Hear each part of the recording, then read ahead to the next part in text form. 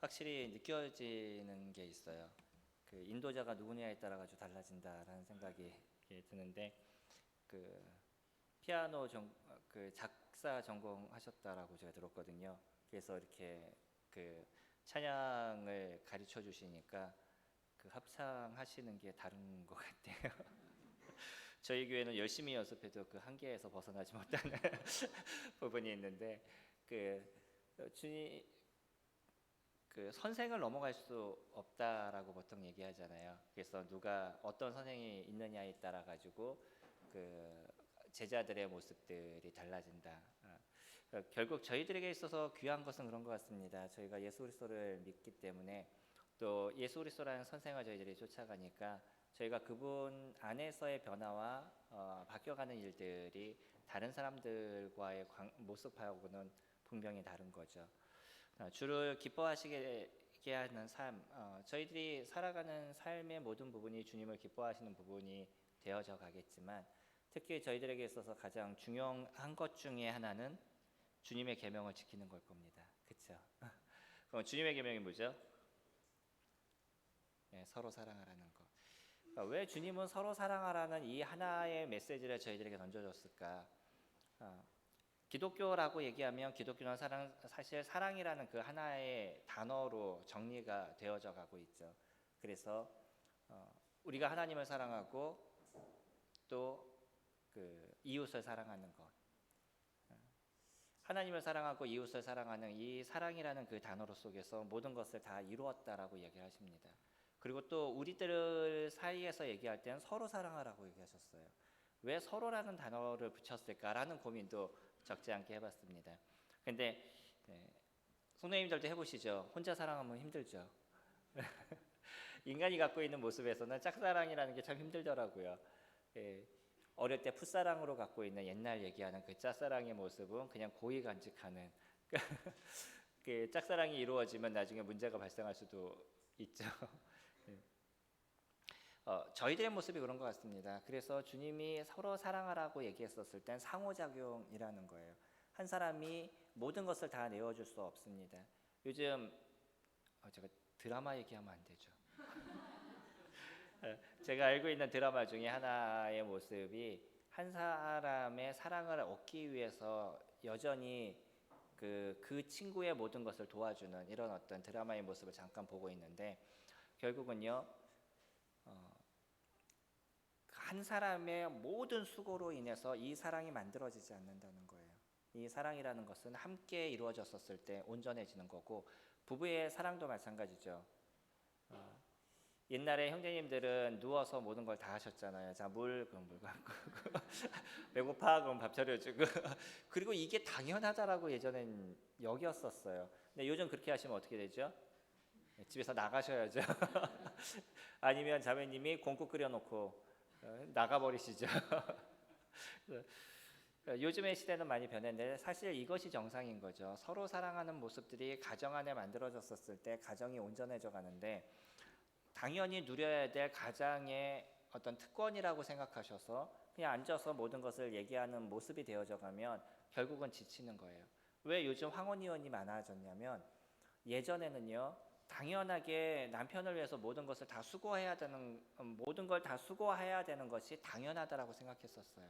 그래서 그렇게 해왔었는데 우리 밑에 있는 아이들이 살아가는 거 보니까 그렇게 안 살아가더라고요. 집에 가놓으니까 내 아들이 설거지를 하고 있어. 화가 나죠. 근데 우리 집에 와 보니까 내 남편은 누워 있어. 그 생각해 보는 거예요. 어느 것이 맞는 거지. 내 아이가 손에 물을 묻히는 것도 화가 나지만 집에 왔는데 내 남편이 누워 있는 것도 화가 나는 거죠. 그래서 생각해 보니까 나는 왜 이렇게 살았을까 이런 고민이 되다가 나중에 당신이 바뀔 거야 이혼할 거야 뭐 이러다 이제 이혼하게 되는 이게 이제 황혼이혼이 많아지는 이유인 겁니다. 남자들이 변하질 않아요. 옛날에 갖고 있었던 유교 사상의 모습에서 변하지 않고 그것을 당연시 여기는 그래서 요즘 세상이 변했어라고 얘기하고 세상이 말세야라고 얘기하는데 본인은 안 변하는 거죠. 함께 가야 되는 겁니다. 서로의 모습이 같이 섬김의 모습들이 이루어져 갔었을 때 그때 가정이 온전하죠. 주님의 말씀을 보면 어제도 잠시 말씀드린 것처럼 에베소서가 우리가 변해가야 되는 것, 그러니까 교회 안에서 배우고 이 배운 것을 이루어가는 첫 번째 장소를 어디로 얘기하냐면 가정으로 얘기하고 있다는 거예요. 그리고 그 다음에 직장 생활을 얘기하죠. 종이 어떻게 해야 될 것, 주인이 어떻게 해야 될 것. 그러니까 사회생활로 나가기 이전에 제일 중요한 게 이 가정의 모습인데, 가정에서 남편이 어떻게 해야 되고 아내가 어떻게 해야 되는 것을 얘기하시잖아요. 아내에게 얘기하시는 것은 아주 단순해요. 뭐라고 얘기하시냐면 남편에게 복종하라 라고 얘기합니다. 사실 이 복종이라는 단어가 어떤 단어인지 아시나요? 네, 당시의 모습에서는 로마 군인들이 쓰는 그 군대 용어예요. 그 군대에서의 복종은 어떤 복종이에요? 네, 토를 달 수 없는 복종입니다. 절대적인 복종인 거예요. 그러면 자유민들이 화나기 시작하시죠. 왜 주님은 우리에게 절대적인 복종을 얘기하시나라는 생각이 드실 거예요. 근데 그 자매님들에게 얘기하시는 건 단순하게 얘기하는데 그 이후에 얘기하는 거는 좀 복잡해요. 남편에게 얘기하실 때 뭐라고 얘기하시냐면 그리스도께서 교회를 사랑하듯이 사랑하라고 얘기해요. 그럼 남편이 쉬울까요? 아내가 쉬울까요? 복종하는 게 쉬우세요? 그리스도께서 교회를 사랑하듯이 아내를 사랑하는 게 쉬우셔요? 예, 복종하는 건 복종만 하면 되는데요.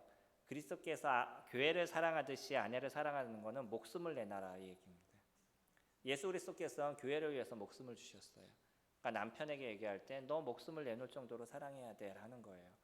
그러니까 남편이 더 힘든 겁니다. 정확하게 얘기하면. 왜냐면요, 가정을 책임지는 것은 가장인 거예요. 그 가정을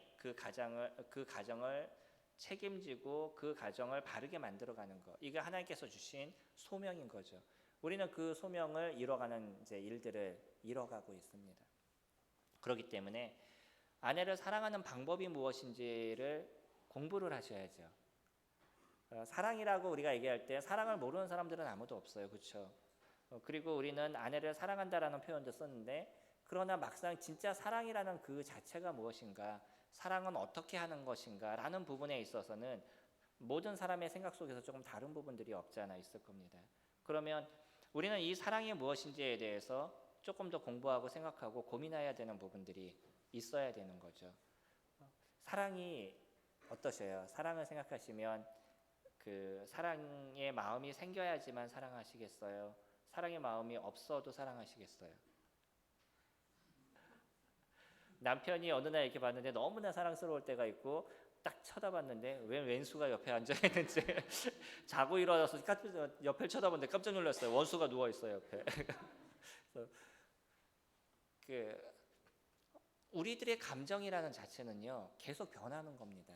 그래서 감정을 조심해야 되는 거는 이 감정은 높낮이가 있어요. 어떨 땐 좋을 때가 있고 어떨 땐 안 좋을 때가 있다는 거예요. 결혼하고 그 한동안은 아내가 하는 모든 행동이 잘못된 게 하나도 없어요. 너무나 사랑스럽고 너무나 좋아요. 근데 그 시기가 딱 지나서 소위 얘기하는 그 콩깍지가 딱 벗겨지는 순간에 모든 행동이 왜 저런지 모르겠어요. 그러면 그 아내가 변했을까요? 사실은 아내가 변한 거 아닙니다. 아내는 동일한 행동을 했었어요.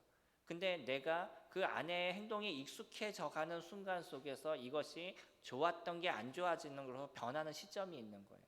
그럼 무엇이 변한 거냐면 아내가 변한 것이 아니라 내 마음이 변한 거예요.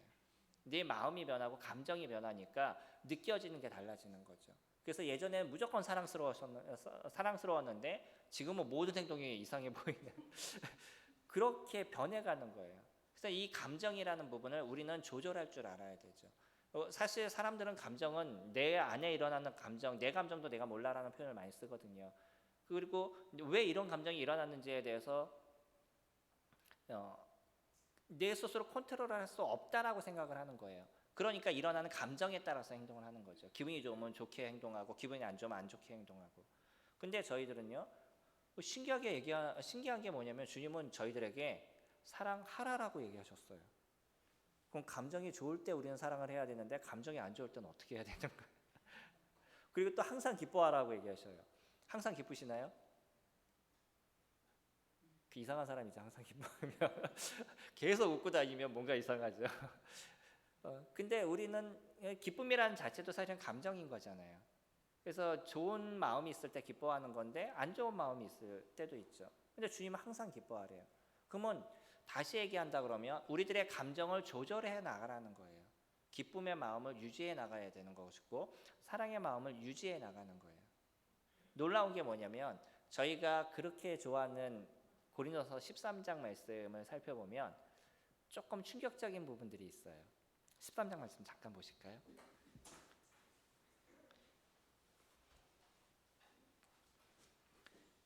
고린도서 13장 4절부터 잘 하시는 말씀이죠. 사랑은 오래 참고 사랑은 온유하며 시기하지 아니하며 사랑은 자랑하지 아니하며. 조금 더 기다릴까요? 신약 279페이지입니다. 고린도전서 13장 4절입니다. 사랑은 오래 참고 사랑은 온유하며 시기하지 아니하며 사랑은 자랑하지 아니하며 교만하지 아니하며 무례히 행하지 아니하며 자기의 유익을 구하지 아니하며 성내지 아니하며 악한 것을 생각하지 아니하며 불의를 기뻐하지 아니하며 진리와 함께 기뻐하고 모든 것을 참으며 모든 것을 믿으며 모든 것을 바라며 모든 것을 견디느니라 라고 얘기하고 있어요. 그럼 사랑은 감정이라고 얘기하는 거예요? 이성이라고 얘기하는 거예요? 대부분의 사람들이 사랑을 감정으로 놓고 얘기합니다. 그러다 보니까 내 마음에 좋아야지만, 내 마음에 기뻐야지만, 아니면 사랑하는 마음이 생겨야지만 그 사랑을 표현한다라고 생각을 해요. 그런데 주님은 뭐라고 얘기하시냐면 사랑은 뭐냐면 너의 이성적인 거야. 그래서 성내지 않는 거야. 다른 사람을 위해서 참아주는 거야. 오래 견디는 거야.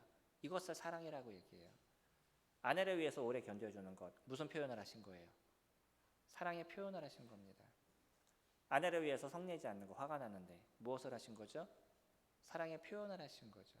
사랑이 그런 겁니다. 우리 감정을 너무 속여서 나는 화가 나는데 화를 참아야 되는 거, 이거는 뭔가 자기를 속이는 거 아니에요? 라고 얘기하는데 사실 주님은 뭐라고 얘기하셔요? 화가 나도 성내지 말라라고 얘기하시는 거예요. 그게 사랑이다라고 얘기하시는 거죠. 아내의 모습이 화가 날 때가 있어요. 근데 조금 참아주는 것, 나는 그 아내를 위해서 사랑의 표현을 해준 겁니다. 우리가 사랑이라고 얘기했었을 때 이걸 자꾸 감정이라고만 놓고 얘기를 하니까 내 마음에 감정이 어떤 것이 생기고 사랑스러운 마음이 생겨야지만 저 사람을 사랑하고 있다라고 생각하는 거예요. 근데 저는 이거에 대해서 너무나 어려웠었어요. 왜냐하면 예수 그리스도를 기억하면 예수님이 십자가에서 죽으셨잖아요. 그래서 나를 위해서 돌아가셨는데 예전에 저희 교회 어르신들을 보면 성찬 시간에 엄청 우셔요. 예수님을 이야기하시면서 우시고, 근데 저는 눈물이 안 나요. 나는 이렇게 메마른 사람인가? 나는 예수님의 사랑을 모르는 건가? 이거에 대한 고민을 엄청 많이 했었습니다. 저희 교회 지금 우시는 분이 한 분도 없어요. 제가 안 오니까 아무도 안 오더라고요. 근데 당연히 그래서 성찬 시간에는, 그러니까 주님의 말씀 시간에는 울어야 돼. 이것을 어릴 때 그냥 인식하면서 자라왔었어요, 저는요. 그리고 예수님의 사랑이 그렇게 복받쳐야 되는 거구나라고 생각했는데 저는 그게 잘 되지 않아요. 힘들었습니다, 이런 부분이. 그래서 왜냐하면 사랑이란 단어를 감정에다 자꾸 놓고 보고 있는 거예요. 그래서 저분이 그 감정에 복받쳐서 예수님의 사랑이 그렇게 커서 눈물을 흘리시는구나 이 생각을 가지니까 나는 뭔가 문제가 있네. 이게 또 심각하면 어디까지 가겠어요? 구원을 받은 건가 안 받은 건가? 여기까지 가게 되는 거죠. 이런 어려움의 문제들이 있었는데 나중에 성경을 잘 살펴보니까 주님은 사랑의 감정을 느껴라 뭐 이렇게 표현하지 않으시고요. 사랑하라라고 얘기하시더라고요. 그러니까 사랑은 감정이 아니라 내가 그것을 만들어가는 거구나라는 것을 알게 됐었어요. 그리고 나서 사랑이 무엇인지를 보니까 오래 참는 거예요. 온유한 거예요. 화내지 않는 거예요. 이런 어떤 표현을 해주고 그 사람에게 유익을 주는 일들을 이뤄가는 것들, 이것이 사랑이다라고 얘기하시는 거죠. 그래서 그 다음부터는 사랑에 대해서 고민하지 않아요. 나는 이 사랑을 어떻게 표현할 것인가, 어떻게 드러낼 것인가 라는 것을 생각하고 나는 그 사람을 위해서 이 사랑의 표현을 해줬어, 이 사랑을 드러내고 있어 라고 생각하지, 내 감정이 안 좋아서 내가 저 사람을 미워하거나 내가 저 사람에게 사랑하지 않고 있어 라고 얘기하지 않는다는 거예요. 성도님들 어떠셔요? 성도님들 맨날 보시는데 보시면 언제나 사랑스러우셔요? 네, 웃죠 저희들이. 안 그럴 때 있잖아요. 감정적으로 안 좋은데 그럼 내가 감정을 속인다는 표현을 쓰거든요. 심리학에서 얘기할 때 제가 심리학의 좋은 것과 안 좋은 것을 말씀을 드리는데 심리학은 자기의 감정을 잘 표현하라고 얘기해요. 근데 그 중에 하나가 뭐냐면 내가 감정적으로 안 좋으면 안 좋은 걸 얘기하라는 거예요. 네, 당신이 싫어요. 당신 이런 모습이 어려워요. 힘들어요. 표현하는 거 좋습니다. 그것이 안 좋은 거는 아니에요. 그런데 문제는 뭐냐면 내 감정에 일어나는 걸 가감없이 모든 걸 다 얘기하는 게 이게 다 좋은 것이 아니라는 거예요. 내가 아내가 어느 순간에 안 좋아 보일 수 있잖아. 근데 나 당신 오늘 안 좋아. 내 근처에 오지 마. 그럼 어떻게 하게 되겠어요?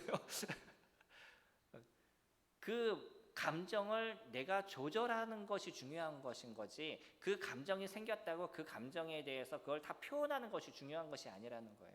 그럼 내 안 좋은 생각이 생겼어요. 그럼 이 생각이 어디에서 왔는지에 대해서 그것을 찾아보고 그 잘못된 감정을 컨트롤해 나가야 되는 거죠. 이게 감정을 컨트롤하는 부분입니다. 그래서 성도님들에 대해서도 여전히 우리는 성도님들의 어떤 행동이라든지 나하고 안 맞잖아요. 제가 제 자녀하고 살아온 날짜가 지금 제가 혼자 산 날짜보다 더 많아졌어요. 그 오랜 날짜의 시간을 갖고 저희가 살아왔었는데 그 살아오는 그 기간 동안에 진짜 꼴보기 싫을 정도로 안 좋을 때가 있겠어요, 없겠어요?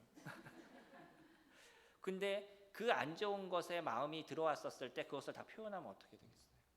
그러면 그 생각에 무엇이 잘못됐는지 그것을 저는 찾아봐야 되는 거잖아요. 제 감정에서 찾아보고 그 잘못된 것을 조정해 나가게 되면 제 감정의 변화가 일어나는 걸 느끼는 거예요. 주님은요, 저희들에게 사랑하라라고 얘기했습니다. 서로 사랑하는 것. 이것이 저희가 주님의 말씀을 지켜가는 거죠. 사실 오늘의 본문은요, 요한복음 15장인데요. 이제 본문 말씀을 피고 있습니다. 요한복음 15장 말씀 같이 살펴보도록 하겠습니다. 오늘 시간이 몇 분까지죠? 12시까지요? 예.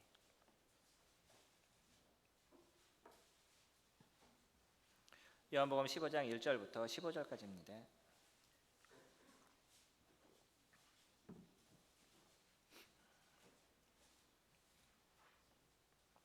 한 절씩 교독하셔도 괜찮으시겠죠? 예, 한 절씩 교독하겠습니다. 나는 참 포도나무요 내 아버지는 농부라.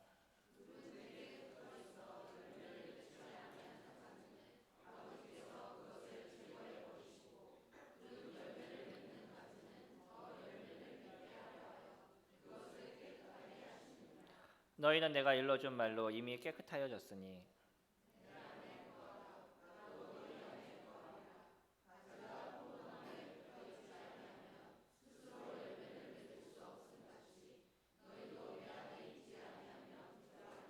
나는 포도나무여 너희는 가지라. 그가 내 안에 내가 그 안에 거하면 사람이 열매를 많이 맺나니 나를 떠나서는 너희가 아무것도 할 수 없음이라.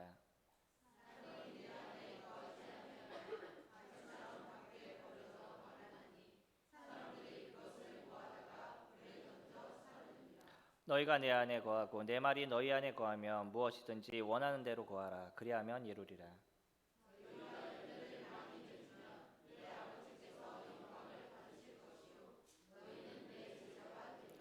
아버지께서 나를 사랑하신 것 같이 나도 너희를 사랑하였으니 나의 사랑 안에 거하라.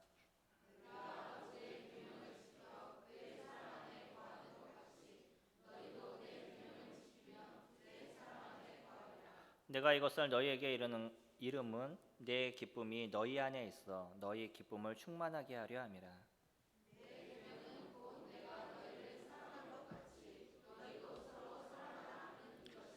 사람이 친구를 위하여 자기 목숨을 버리면 이보다 더 큰 사랑이 없나니.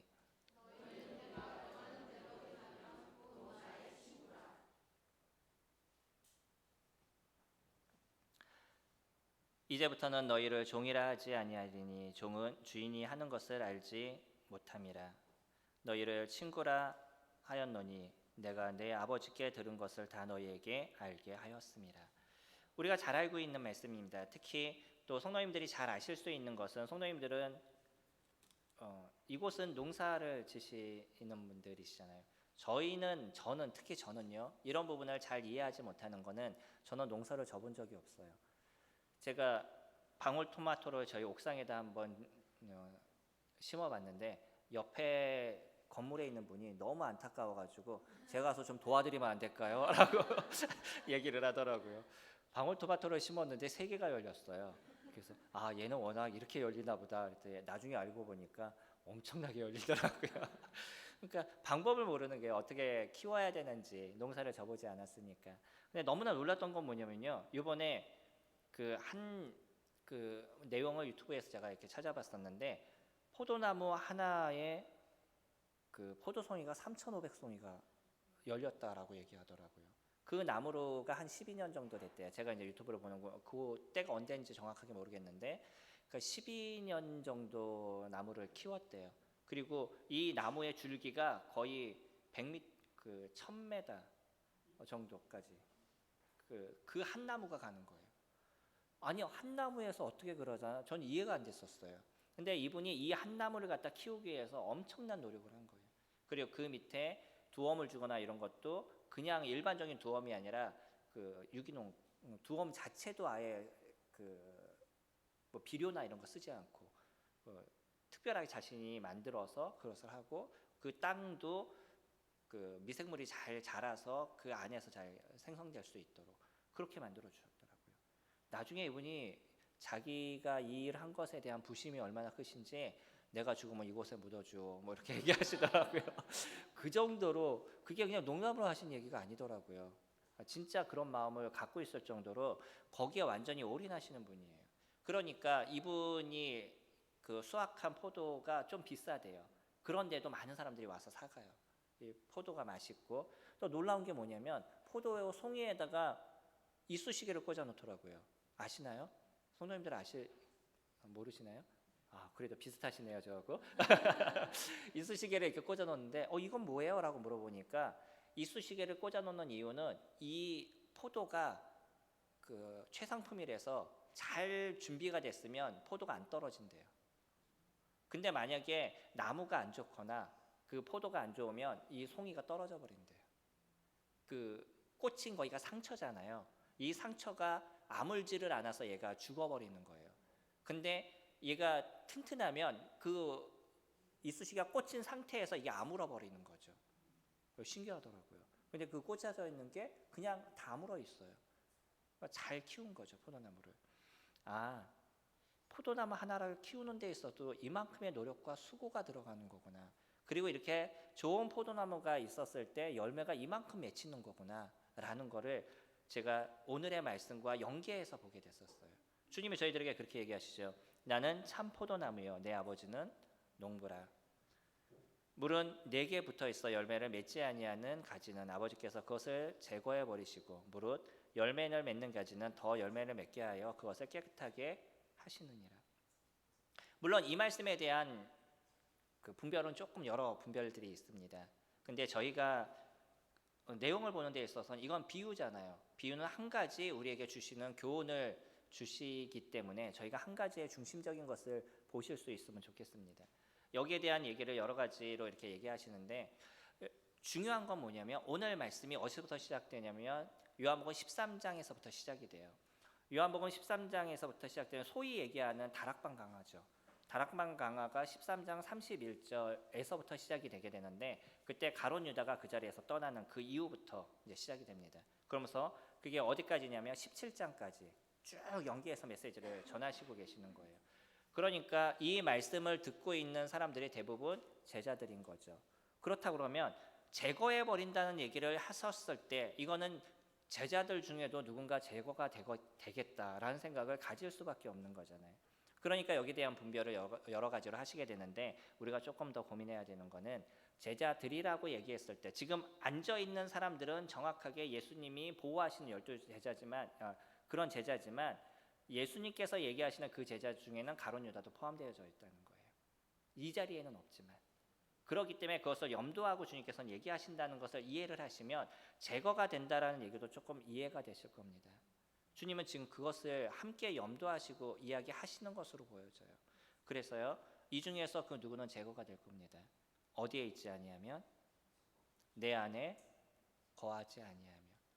그러니까 믿음이라는 자체는 어디에서 시작이 되는 것이냐면 예수 그리스도 안에 거하는 것부터 시작이 되는 거죠. 첫날 잠깐 말씀드린 것처럼 예수님을 제 마음의 구주로 제가 영접합니다라고 우리는 표현하지만 예수님이 내 안에 들어오는 것이 아니라 내가 어디에 들어가는 거냐면 내가 예수 그리스도 안에 들어가는 거잖아요. 우리가 버스를 타면 버스 안에 들어가면 버스가 그냥 움직이는 대로 우리가 움직이듯이 우리가 예수 그리스도 그분 안에 들어가는 것이 믿음인 거죠.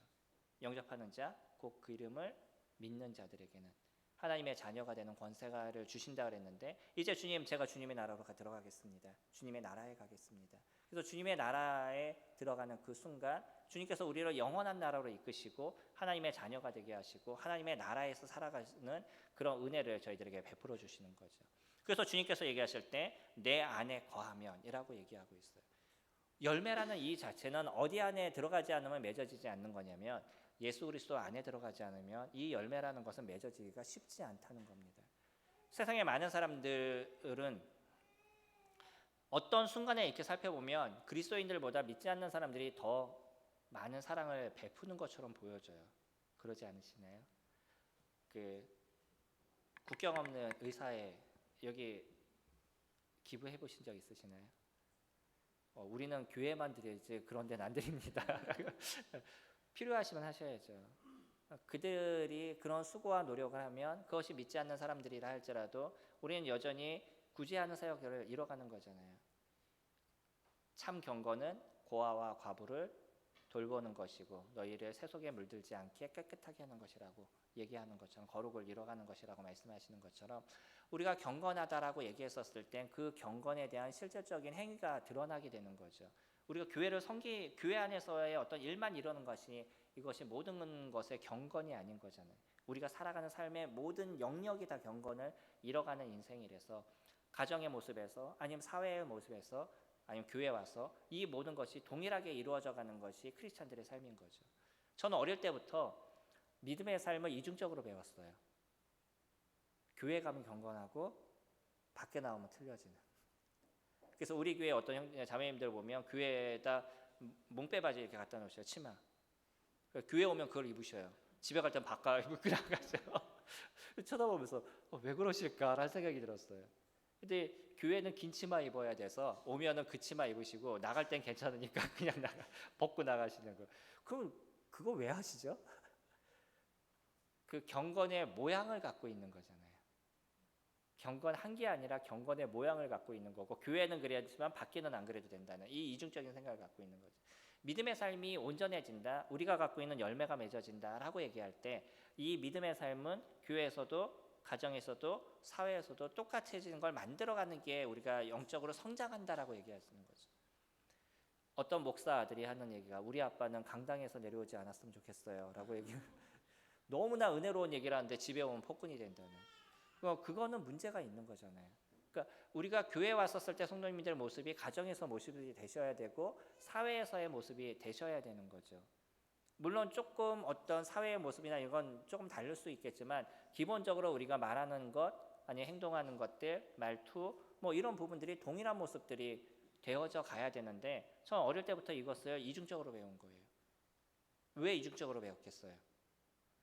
저희 아버지가 이중적이시니까. 제가 교회에 대한 모든 비리를 어릴 때부터 다 알고 있었습니다. 어떻게 알았을까요? 저희 아버지가 거실에서 전화를 하셔요. 성도님들하고. 그 얘기를 다 듣는 거예요, 안에서. 그러니까 저는 교회에 대해서 좋은 생각이 먼저 들겠어요? 안 좋은 생각이 먼저 들겠어요? 교회에 대한 안 좋은 생각이 너무 많이 들어서 제가 철떡같이 결정한 게 있었습니다. 난 절대 사역자가 되지 말자. 네, 지금 사역을 하고 있더라고요. 절대라는 건 없더라고요. 그냥 느낌.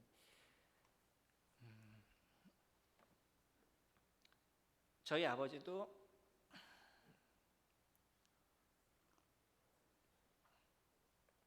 주님을 배워가시는 데 있어서 위에서부터 배움에 대한 것이 조금 적으셨던 거죠. 그리고 변화의 삶이 조금 적으셨던 거고 교회에서 많은 일을 하시고 전국적으로도 적지 않은 많은 일을 하셨는데 그럼에도 불구하고 집에서 내가 보는 우리 아버지의 모습은 또 달랐던 거예요. 그것이 저에게 있어서 어려움이 되었던 거죠. 우리 아이들을 잘 키우시고 싶으시면 성도님들이 교회에서와 밖에서의 생활이 동일하셨을 때 아이들이 바르게 크게 될 거예요. 우리는 그것을 만들어가는 겁니다. 그리고 우리는 여전히 부족하기 때문에 내가 어제까지 잘못한 것에 대해서 너무 고민하지 않으셨으면 좋겠어요. 그것에 대해서 조금 더 생각하고 그래 그래서 변해야지라는 것까지만 생각하면 좋겠지, 내가 옛날에 이런 모습을 보였는데 오늘 잘한다고 제가 나를 좋아하겠어? 뭐 제가 나를 또 뭐 더 새롭게 보겠어? 이런 생각은 좀 버리실 수 있으면 좋겠어요. 과거입니다. 우리는 과거를 살아가는 것이 아니라 현재를 살아가요. 우린 미래를 살아가는 것도 아니고 현재를 살아갑니다. 가장 이상적이고 가장 잘 살아가고 가장 행복하게 살아가는 사람은 현재를 살아가는 사람이에요. 그래서 과거에 대한 모습은 하나의 교훈으로 보는 것이고요, 미래에 대한 모습은 나의 목표로 보는 것이지 살아가는 삶은 오늘을 살아가는 거예요. 그래서 미래에 좋은 것을 가지려고 오늘의 힘들고 어려운 부분들을 억지로 살아가면 무슨 의미가 있겠어요? 오늘 삶이 행복해야 되는 거죠. 예전에 어떤 이단에 대해서 나올 때 그 이단에 대한 내용 중에 그런 내용이 있었어요. 엄마 아빠가 아이를 병원에 보내질 않아요. 아이가 초등학교 4학년이었는데 그래서 사람들을 데리고 가서 막 얘기를 했는데도 부모가 그것을 허락하지 않으면 별 수 없이 갈 수가 없는 거예요. 근데 나중에는 이제 겨우겨우 허락해가지고 아이를 병원에 데려갔더니 암이 이만한 게 나와요. 전 그런 걸 처음 봤어요. 배가 이만해가지고 얘가 왜 그런가 그랬더니 덩어리가 이만한 무엇인가가 그 배에서 나오더라고요. 아이가 어떻게 되겠어요? 근데 결국 수술했어도 그의 아이가 죽었습니다. 그때 그 아이가 한 얘기가 있어요. 제가 그 아이 이름도 아직도 그냥 신이라고 그랬던 걸로 제가 기억나는데, 그 아이가 이제 부모하고 얘기할 때 그렇게 얘기합니다. 부모들이 너 죽어서 천국 좋은 데 가야지, 그 오늘 참아야지, 이렇게 얘기하는 거예요. 그때 아이가 죽어서 좋은 데 가면 뭐하냐고, 내가 오늘 고통스러운데. 이게 아이가 한 얘기인 거예요. 초등학교 4학년이가. 그 얘기에서 여러 가지 고민을 제가 했었습니다. 저희들도 그러지 않아요? 우리 죽어서 천국에 가니까 오늘은 고통스러워도 괜찮아. 어떠셔요? 저희들의 삶이요, 주님 만나는 그 시간에 진정한 행복을 누리는 것이고 오늘 시간도 행복을 누리셔야죠. 물론 환경적으로 어려울 수 있습니다. 그 환경적인 어려움이 나의 고통이 아니에요. 환경이 어려워도 우리는 얼마든지 즐거움의 삶을 살아갈 수 있고 행복의 삶을 살아갈 수 있는데, 우리 내면에 대한 것을 만들어가는 것을 모르면 환경이 힘들면 오늘이 힘든 거예요. 그러잖아요. 교회에서 보면요, 저보다 어렵지 않고 잘 사는 분들이 많은데 저보다 더 힘들어하셔요. 왜 그러시겠어요? 오늘의 삶에 자신에게 주어진 것을 누리지 못하는 거죠. 나에게 주어진 것이 얼마나 많아요. 그것에 대해서 행복을 누리면 좋은데 그것에 행복을 누리지 못하고 오늘 해남까지 날아오는 힘든 일을 하게 했다고 그러면 얼마나 힘들겠어요. 그렇죠? 저 사람은 왜 와가지고 오늘 말씀에 힘들게 만드냐고. 선생님들 그러면 얼마나 힘드시겠어요.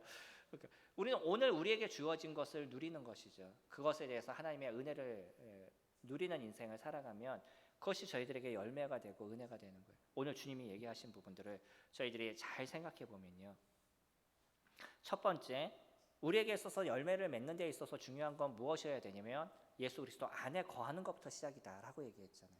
그거는 우리가 예수 그리스도를 영접하는 그 순간에 이루어진 거죠. 7절 말씀 잠깐 보시면요, 너희가 내 안에 거하고 내 말이 너희 안에 거하면 무엇이든지 원하는 대로 구하라. 그리하면 이루리라. 두 번째 조건을 얘기하시죠.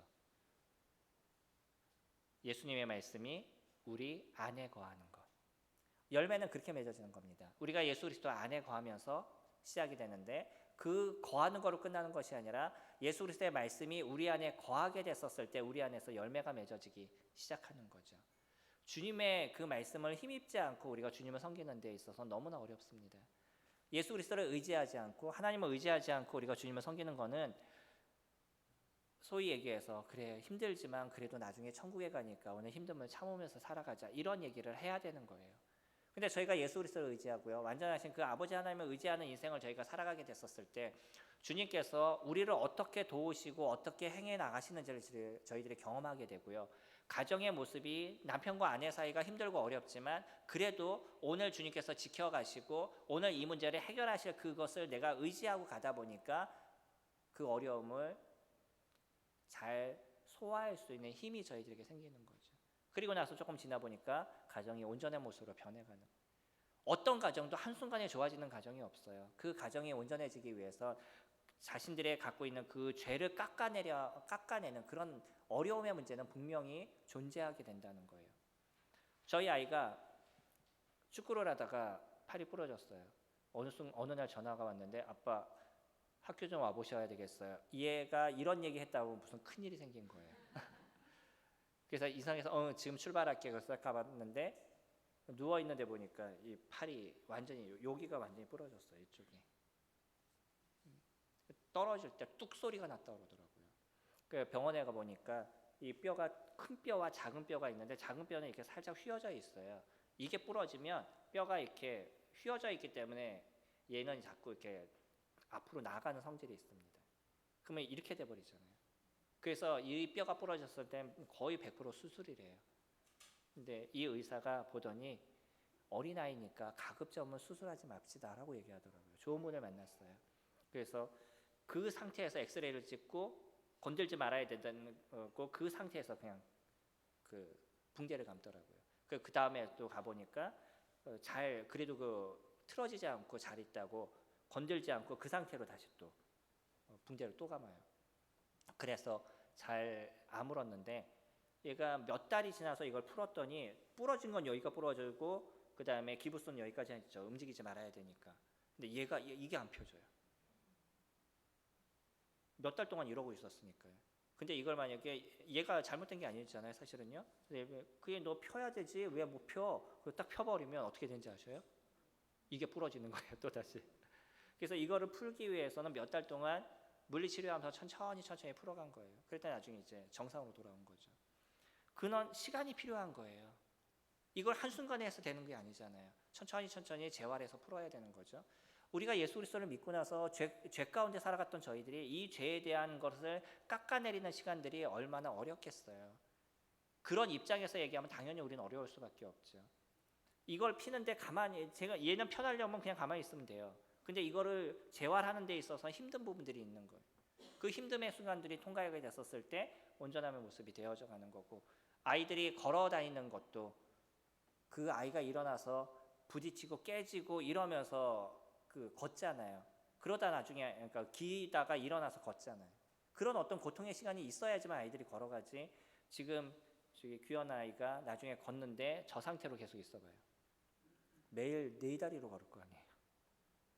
그런 시간들은 저희들에게 필요하다는 거예요. 근데 이런 시간들 속에서 주님께서 도우시는 거 저희들이 경험하고 변해나가는 우리들의 모습을 경험하고 그러면서 그 가정이 화목해지고 교회가 화목해져 가는 것을 저희들이 경험하게 되는 거죠. 이 교회는요, 주님께서 어느 것보다 가장 아름답게 보시는 것이 교회인 겁니다. 그러니까 교회에 사람의 숫자가 많아지면 우리 교회가 잘 되는 게 아니고요. 이 교회에 있는 성도님들 서로가 사랑하는 모습들이 만들어지게 되었을 때 이 교회가 잘 이루어져 가게 되는 거예요. 그리고 성도님들이 예수 그리스도의 사랑을 정확하게 알고 그분 안에서 거하는 인생을 살아가면 주님을 안전하시겠어요? 예수님을 제가 경험하면 경험할수록 주님에 대한 얘기를 더 할 수밖에 없는 제 자신을 제가 느껴요. 옛날엔 내 죄를 위해서 돌아가신 분이라 자꾸 죄에 대해서만 제가 기억하고 있었던. 근데 왜 그분이 죽으셨을까? 그분이 죽으신 이유가 뭘까? 그럼 나의 존재는 무엇인가? 라는 걸 하나씩 이렇게 따져보니까 예수님이 결코 나를 위해서 죽어야 될 이유가 하나도 없으셔요.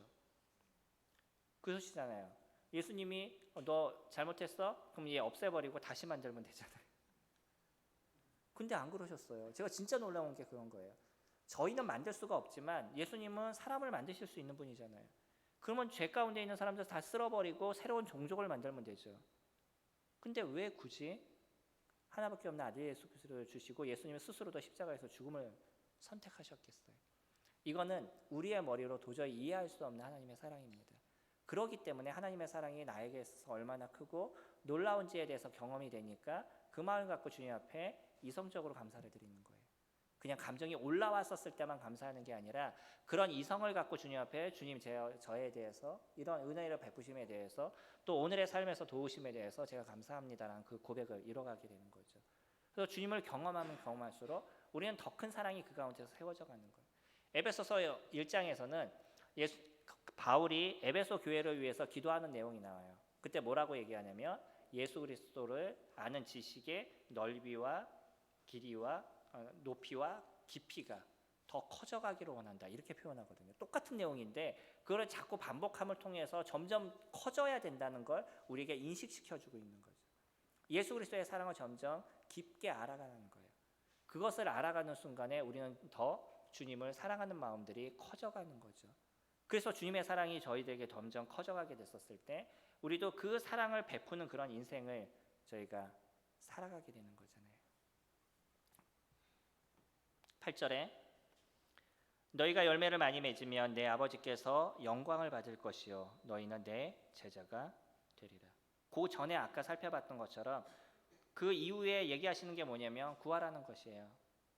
너희가 내 안에 거하고 너희가 내 안에 거하고 내 말이 너희 안에 거하며 무엇이든지 원하는 대로 구하라. 그러면 이루리라라고 얘기하시죠. 우리가 주님 안에 거하고 그 거함을 통해서 주님 앞에 기도하는 삶을 살아갈 때 주님께서 그것을 도와주시겠다는 거예요. 그리고 이러한 삶들이 우리 가운데 이루어지게 될 때 우리들 안에서 자꾸 열매가 맺어져 가고요. 그리고 이것을 통해서 하나님께서 영광을 받으시고 기쁨을 취하신다는 거죠. 주님을 기쁘시게 하는 거요. 성도님들의 삶의 아름다움의 열매가 점점 맺어져 가는 것을 보시게 될 때 주님이 그것을 통해서 기쁨을 누리시게 될 거예요. 이 교회가 그 열매가 맺어져 나가는 것을 보시면서 주님께서 기쁨을 누려가시는 거죠. 성도가 서로 사랑하는 것들 서로 다르시잖아요. 제가 제 아내하고 살아갈 때도 너무 달랐다 그러죠. 제가 MBTI를 일찍부터 해봤거든요. 저희는 지금 소위 얘기하는 MBTI인데 그 이전 버전이에요. 그 MBTI라는 얘기가 나오기 이전에 지금부터 한 20년 전에 저희는 해봤었는데 해봤더니 자매하고 나하고 전 똑같은 줄 알았어요. 뭐 별 문제 없이 살았으니까 8개 중에 7개가 달라요. 그래서 알았어요. 생각해봤더니 아 맞아 자매하고 나하고 이렇게 다르구나. 근데 그냥 맞춰 살아왔더니 저희는 성격이 똑같은 줄 알았어요. 성격이 똑같아서 잘 산다라고 생각했는데 그게 아니라 그냥 맞춰 살아가는 걸 배워왔던 거예요. 그러니까 다르기 때문에 다른 것에 대해서 시너지 효과가 있는 거예요. 제가 부족한 거 저희 자매가 채우고 저희 자매가 부족한 거 제가 채우고 그러니까 더 큰 것들을 만들어갈 수 있었던 거죠. 실질적으로요. 심리학적으로 얘기하면 성격이 같은 사람끼리 결혼을 많이 할까요? 성격이 틀린 사람끼리 결혼을 많이 할까요?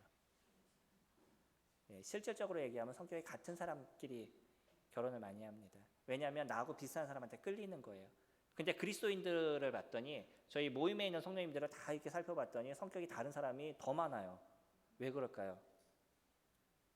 중매로 만나잖아요. 모르는 거예요.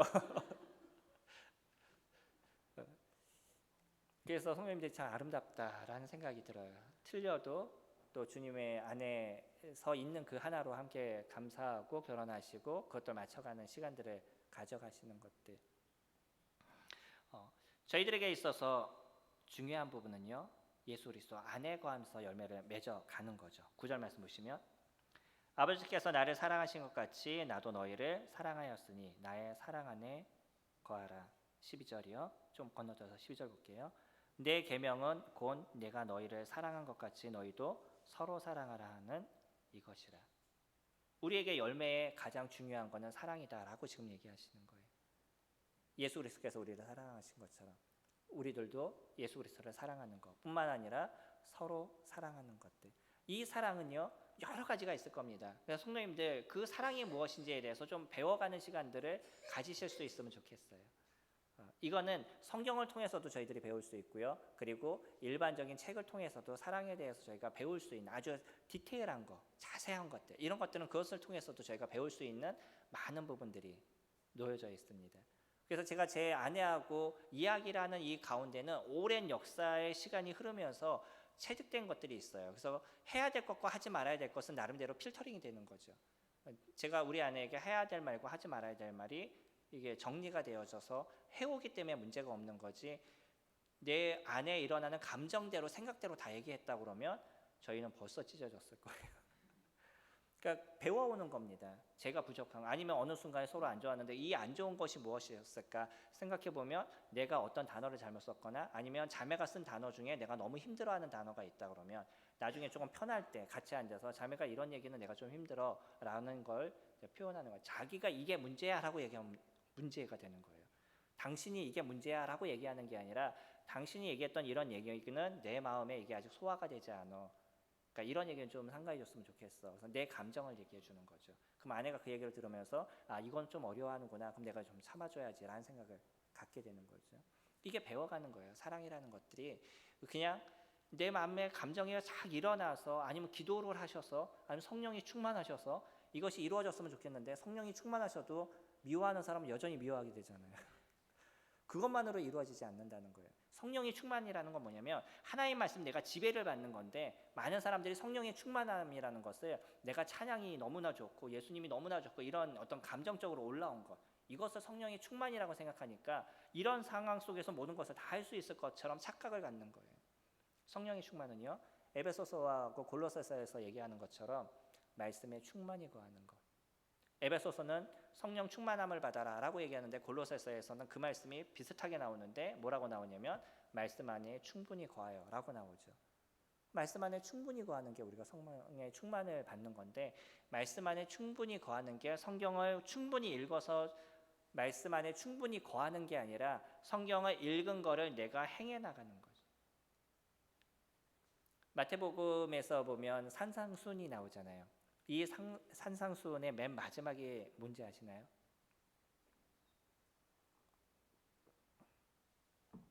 (7장에서) 얘기하는 5장, 6장, 7장의 산상수훈인데 맨 마지막에 얘기하는 것이 행함에 대한 얘기를 하셔요.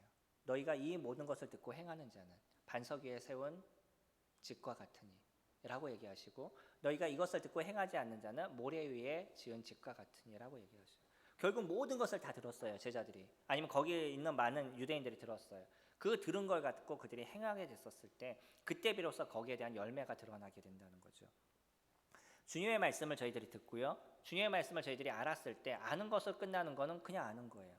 어떠면은 그걸 갖고 오히려 다른 성도들에게 잣대를 들이댈 수 있어요. 내가 아는 걸 갖고 너는 이렇게 생활해야 되는데 넌 이렇게 해야 되는데 라는 것으로만 쓰는 거죠. 그건 오히려 더 큰 악이 될 수 있잖아요. 근데 그 말씀이 나를 비춰보고 나의 어떤 죄된 것을 바꿔가는 시간들 그렇게 그 안에 거하는 시간들을 가져가게 됐었을 때 그때 우리에게서 이루어지는 것이 열매가 맺어져가는 시간들 그 사랑을 만들어가는 시간들이 이루어져 가는 거잖아요. 그거를 배우는 게 우리들의 인생이다라고 생각합니다. 주님이 오시는 그날까지 우리는 이것을 배워가게 될 거예요. 여전히 사랑하지 못하는 내 감정과 여전히 다른 사람을 온전히 포용하지 못하는 내 스스로의 모습을 저희들이 경험하게 될 거고요. 그런 어떤 이 마음을 갖고 주님 앞에 내려가서 주님 제가 이런 존재입니다. 이런 죄성이 갖고 있는 존재입니다. 그러나 주님께서 도와주세요 라는 기도가 평생 우리는 그런 상황 속에서 살아가게 될 거예요. 그러면서 다른 부분을 포용하게 되는 거죠. 저도 다른 성도님들을 포용할 수 있는 이유 중에 하나 그러니까 잘 안 되지만 그래도 그렇게 하려고 하는 이유 중에 하나가 뭐냐면 제가 갖고 있는 죄성이 제가 너무나 강력해요. 제 안에서 일어나고 있는 제 내면에 대한 모습이 너무나 강력하기 때문에 내가 이런 모습인데 내가 누구를 판단해 라는 생각을 갖고 있습니다.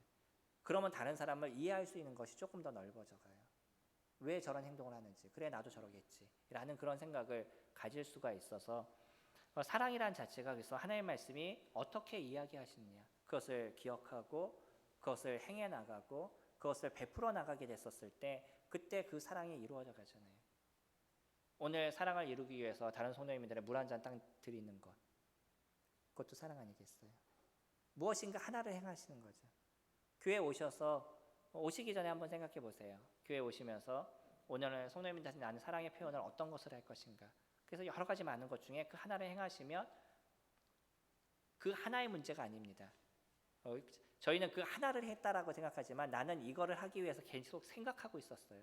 어떤 성도님 오실 때 주가 그랬는데 지나가셔요. 못 주잖아요. 다른 성도님들 올 때 주가 그랬는데 또 지나가셔요. 난 자꾸 생각하고 있는 거예요.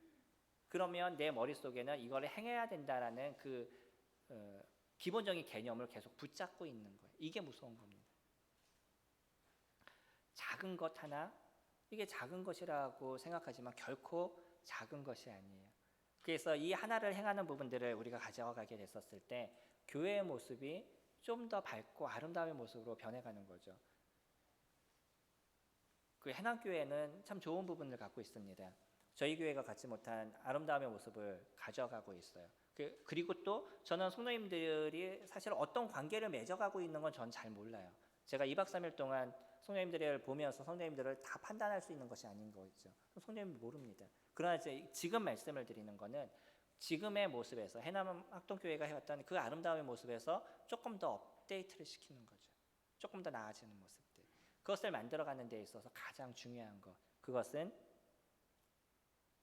이 열매를 맺어가는 것, 사랑이라는 열매를 맺어가는 겁니다. 그리고 이 사랑을 또 주님 뭐라고 표현하시는지 아셔요? 재밌는 게 저희 10절부터 보시면 내가 아버지의 계명을 지켜 그의 사랑 안에 거하는 것 같이 너희도 내 계명을 지키면 내 사랑 안에 거하니라. 지금까지 비슷하게 말씀드린 것처럼 사랑이 곧 무엇이라고요? 예수님의 말씀을 지키는 것, 그것이 사랑이다라고 얘기하죠. 주님의 율법을 지켜가는 것들, 그것이 사랑이다라고 얘기하죠. 그러니까 사랑이라는 이 자체가 하나님의 말씀을 지키는 것과 별개의 모습이 아닌 거죠. 함께 이루어져 가는 거고, 이거를 지키게 됐었을 때 우리는 이 교회가 사랑을 만들어가는 모습들이 되어져 가는 것이고요. 교리적으로 옳고 아니고 이거 갖고 싸우기 시작하면 상당 교회는요 너무나 힘들어져 가요. 뭐 저희 교회도 옛날 아까 말씀드린 몽패 치마를 입어야 된다. 뭐 치마는 무릎 위에 올라가면 안 된다. 성경에 나오나요? 아담하게 입으랬는데 그 아담한 게 몽패 치마인가요? 저희 자매는 처음에 저하고 결혼할 때 그 교회에서는 화장을 하면 안 된다 그래서 저희 자매는 화장을 안 했었어요.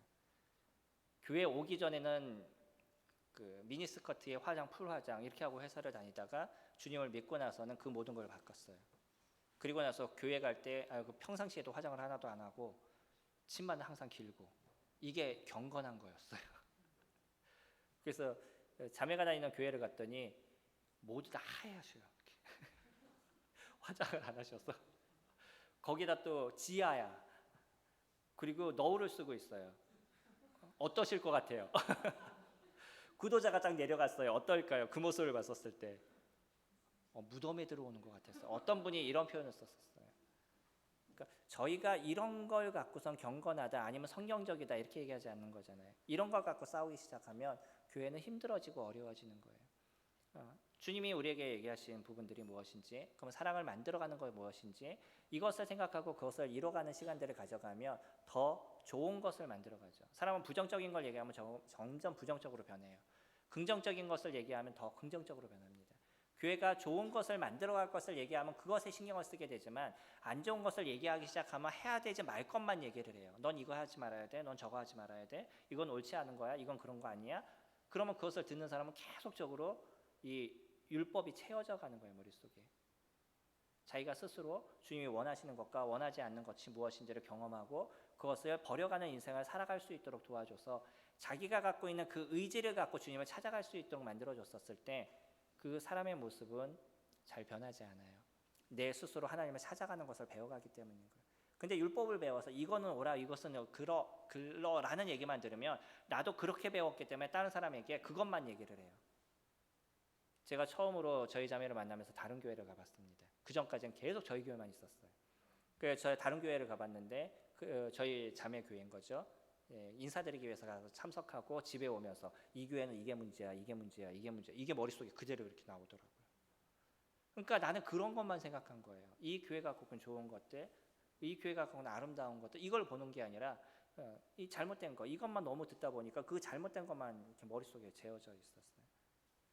그러니 교회가 좋아 보이겠어요? 안 좋아 보이겠어요? 계속 교회는 상처를 주는 거고요. 어려움을 주는 겁니다. 주님은 저희들에게 사랑을 얘기할 때 그렇게 표현하셔요. 나의 안에 거하라. 그리고 나의 말이 너희 안에 거하라. 그러면 너희들이 기도하는 모든 것이 이루어져 갈 것이고 이것을 통해서 하나님께서 영광을 얻는 거다. 이게 뭐냐면 너희가 서로 사랑하는 것이고 내 계명을 지켜가는 거다라고 얘기하시는 거예요. 우리는 사랑을 이뤄가고 계명을 지켜가는 것이 결코 어렵지 않습니다. 이스라엘 사람들은 이것을 지켜야 천국을 간다라고 생각하니까 억지로 그것을 지켜간 거예요.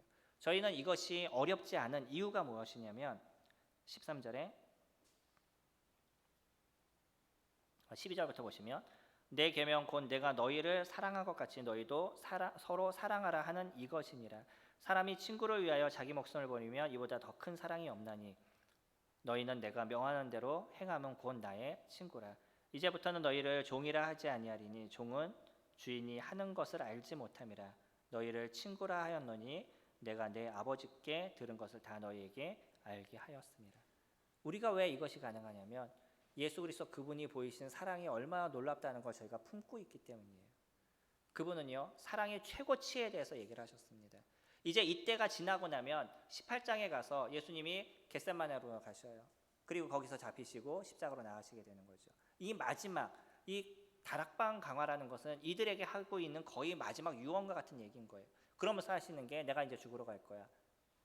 그래서 내가 진짜 사랑이 무엇인지를 너희들에게 보여줄 거야. 그러니까 너희는 이것을 보고 너희들 스스로도 사랑하는 삶을 살아가. 이제 내가 너희들을 종이라고 얘기하지 않을게. 너희들은 이제 나의 친구라고 얘기할게. 주님이 그렇게 얘기하시는 거죠. 저희들이요, 이런 사랑을 베풀 수 있는 것은 그 예수 그리스도의 놀라움의 사랑을 저희들이 경험했기 때문인 거예요. 그 사랑이 저희 안에 있기 때문에 저희가 이것을 부족하지만 여전히 연약하지만 그래도 그 하나의 발걸음을 뛸 수 있는 용기와 힘이 저희들에게 있는 거죠. 그리고 그 한 발의 발을 띄워져 가게 됐었을 때 우리 주변에 있는 모습들이 변해가게 되는 거죠. 예수 그리스도 그분이 요한복음 1장에 얘기하죠. 예수 그리스도 그분이 이 땅에 오셨지만 자기 백성이 그들을 영접하지 않았다 그래요. 그러나 그때 얘기할 때 무슨 얘기하시냐면 빛이 세상을 비치되라고 얘기하시죠. 예수 그리스도가 이 땅에 오실 때 빛이 비쳤습니다. 그리고 그 빛을 저희들에게 주셨어요. 우리는 이 빛을 이 세상에 비치는 역할을 하는 거죠. 저희 성도님들이 가시는 그곳이 어두웠던 곳에 밝음으로 바꿔가는 것이고요.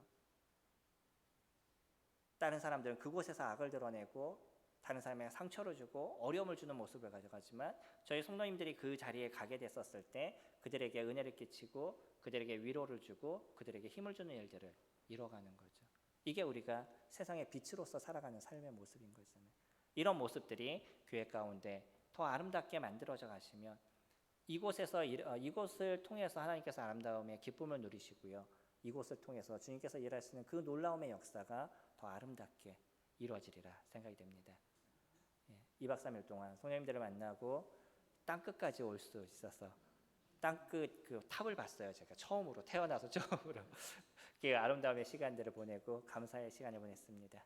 잠시 기도드리겠습니다.